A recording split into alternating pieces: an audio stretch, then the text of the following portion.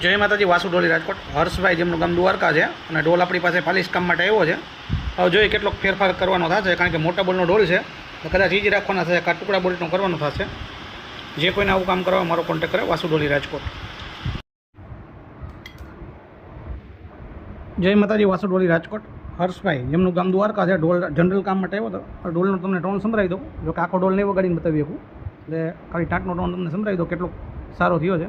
જે કોઈને આવું કામ કરાવવું હોય મારો કોન્ટેક્ટ કરે. એકવાર આપણે ટાંકનો ટોન સાંભળી લઈ.